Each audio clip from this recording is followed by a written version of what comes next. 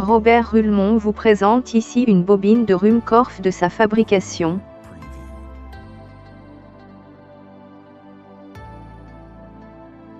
À l'origine, cet appareil a été conçu vers 1850 par l'Allemand Heinrich Daniel Ruhmkorff.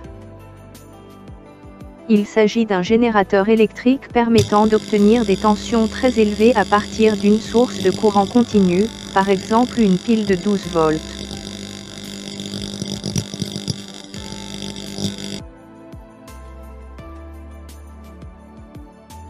L'appareil est composé de une bobine primaire de 162 spires de forte section, une bobine secondaire de 13 500 spires de faible section, un noyau constitué de fils de fer doux logés dans un tube PVC,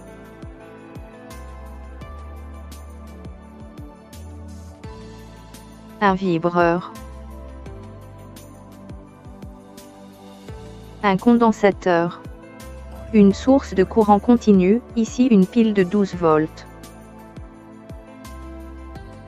Le principe de la bobine de Ruhmkorff est celui d'un transformateur élévateur de tension constitué de deux enroulements, un primaire et un secondaire. Les deux enroulements sont bobinés autour d'un noyau magnétique.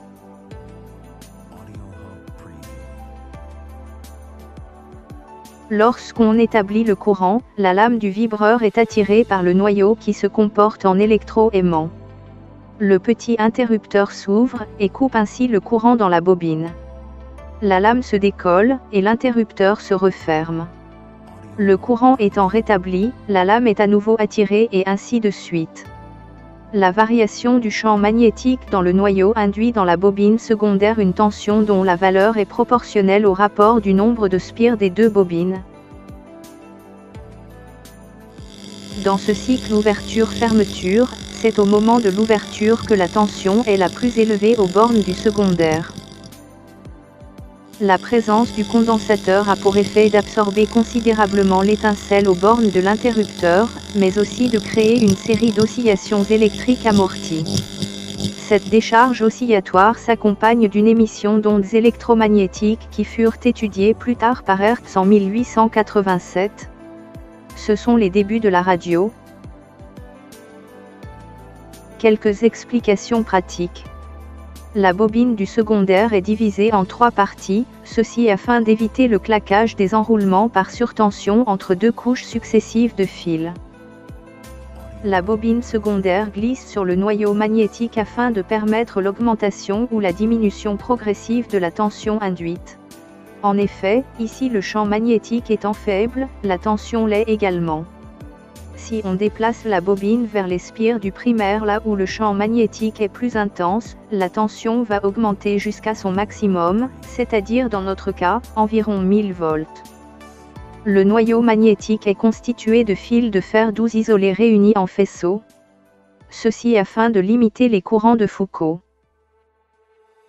La lame du vibreur, faite ici d'une lame de scie, est surmontée d'un poids afin de ralentir la vitesse de vibration. Ainsi, dans notre cas, 12 volts pour 162 spires donneront environ 1000 volts pour 13 500 spires. Si on augmentait le nombre de spires du secondaire, on pourrait atteindre des dizaines de milliers de volts. Pas de danger d'électrocution grave cependant car si la tension est très élevée, le courant par contre reste très faible. Pour terminer, je vous montre ici une bobineuse que j'ai fabriquée et qui a servi à bobiner les 13 500 tours de la bobine secondaire.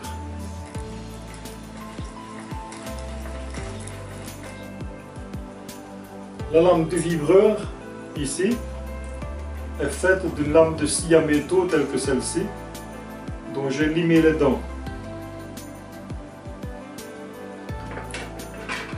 Le noyau magnétique est fait de tiges d'acier enrobé d'un isolant.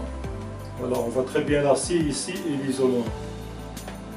Cette tige vient d'une serre. 14 de ces tiges sont rassemblées dans un tuyau PVC, comme ceci, pour former le noyau magnétique sur lequel coulisse la bobine du secondaire. Merci.